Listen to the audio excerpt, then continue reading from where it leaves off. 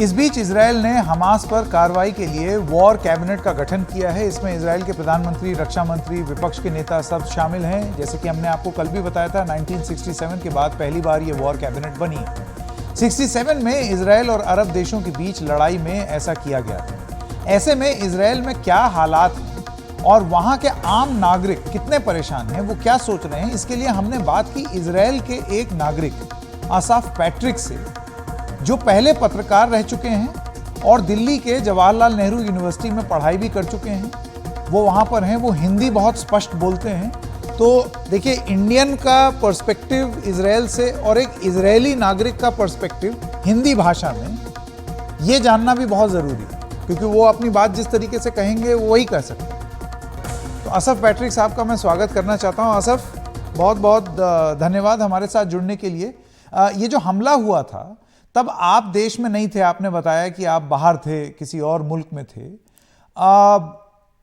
लेकिन जब आपको ये पता चला कि ये हमला हुआ है, तो जाहिर सी बात है ये बहुत सदमे की बात होगी, क्योंकि इजरायल जो कि इतना बखान करता है कि हम सिक्योरिटी के लिहाज से इतने चुस्त दुरुस्त रहते हैं, तो एक शौक क्या आपको भी लगा, जिस तरीके से इजरायल में और लोगों को भी लगा? हाँ, हम बिल्कुल शौक लगा, क्योंकि हमारे विश्वास था कि हमारे फौज बहुत ताकत है। हम सोच रहा है कि गाजा से कोई टेररिस्ट नहीं आ सकते हैं।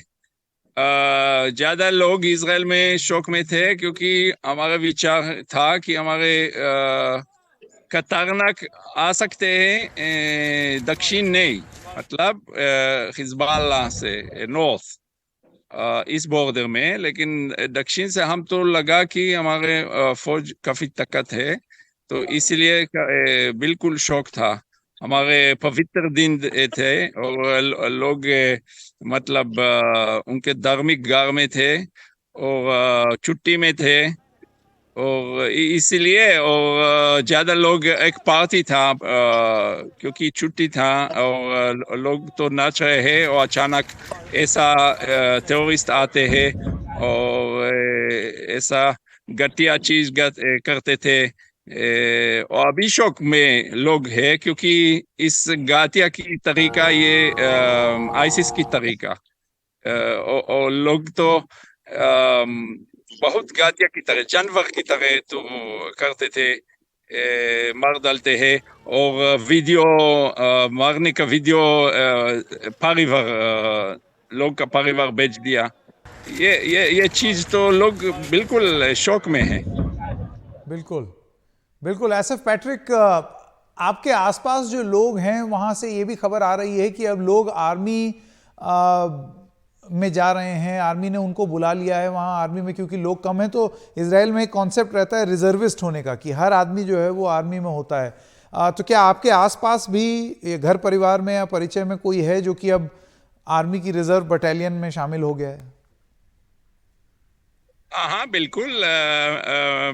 मेरा गर्लफ्रेंड का बच्चा है, वो आर्टिलरी यूनिट में है, अभी नॉर्थ में है। हिजबुल्ला, हम तो डर लगते कि वो हिजबुल्ला भी इस युद्ध में आएंगे, तो इसलिए रिजर्व यूनिट अभी नॉर्थ में ज्यादा चलता है, और आर्टिलरी भी चलते हैं, क्योंकि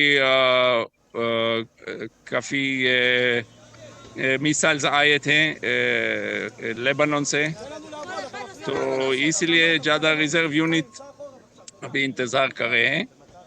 और क्या हालत है? जी बिल्कुल।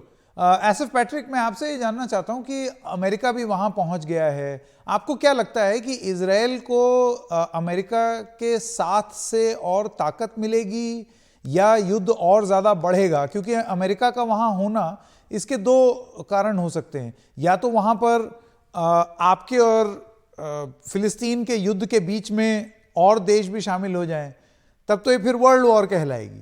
लेकिन आपको लगता है उनके वहां होने से एक एक डर भी कायम होगा कि इजराइल अकेला नहीं है, और भी बड़ा मिलिट्री बल जो है वो पीछे है, तो उसकी वजह से एक डर बना रहेगा और उसके लिहाज से शांति बनी रहेगी? बिल्कुल। देखिए, हमारे बड़ा धमकाना है ईरान है, तो ईरान उनके पास शायद न्यूक्लियर वेपन होता है, और उनके फौज तो काफी ताकत है। तो इसलिए इजरायली लोग काफी ईरान से डर लगते हैं। तो अमेरिकन शायद इस बैलेंस में तो ईरान कुछ धमकाते हैं। जी एसएफ, ये बताइए कि आप तो इजराइल से हैं और इजराइल में तो ये मैंडेटरी होता है कि हर कोई जो है वो आर्मी का प्रशिक्षण लेता है।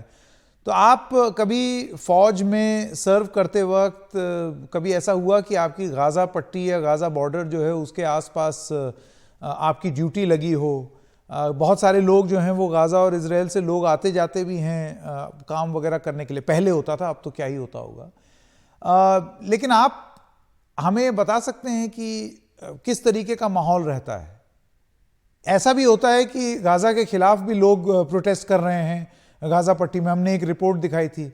ऐसा नहीं है कि गाज़ा में हमास जो है उसको सभी का सपोर्ट है, वहां पर लोग उसके खिलाफ भी प्रोटेस्ट करते हैं। आपका क्या अनुभव रहा है? मैं जैसे फौजी था, मैं जवान था, तो फौजी में गाजा में था और ज्यादा पेट्रोल किया था। वहाँ हालत बहुत गंभीर है, लोग बहुत गरीब है, उनके पास कोई इंडस्ट्री नहीं है, उनके पास कोई हवाई अड्डा नहीं है, कोई पोर्ट नहीं है। तो गाजा तो बहुत पुराने पुराने मुश्किल है।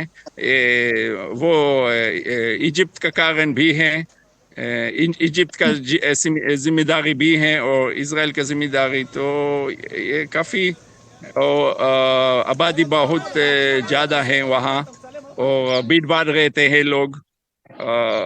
तो ये हालत काफी गंभीर है। मेरा आखिरी सवाल असफ पैट्रिक, बहुत सारे अरब मुल्क ऐसे हैं जिनका यह मानना है कि इजराइल ने फिलिस्तीन को अक्वायर किया है। आपने धीरे धीरे करके अपने आप को फैलाते चले गए और फिलिस्तीनियों को आप ढकेलते चले गए, उनकी जमीन पर आपने कब्जा कर लिया है। नहीं, देखिए हमारे प्राचीन परंपरा इजराइल में हमेशा रिश्ता में था। यहूदी लोग यहाँ पे हमेशा रहते हैं। ओके, और नेशनल मूवमेंट उस समय तो आए थे इंडिया में, जैसे इजराइल में शुरू लड़ाई शुरू होता है। और उस समय ब्रिटिशर्स यहाँ रूल करते थे, जैसे इंडिया में रूल करते थे। और हम तो पैलेस्टीनियन मौका दे दिया कि हम ये लैंड जमीन तो डिवाइड करते हैं, लेकिन वो मना करते हैं और युद्ध शुरू किया। तो ये चीज तो गलत है। मेरा फिर भी ऑक्यूपेशन तो बहुत मेरा विचार है काफी जरूरत मुश्किल है कि पैलेस्टीनियन अथॉरिटी देश नहीं है, उनके सरकार असली सरकार नहीं है, उनके ताकत असली ताकत नहीं है, तो ऑक्यूपेशन फिर चलते हैं। और तो ये बड़ी मुसीबत है।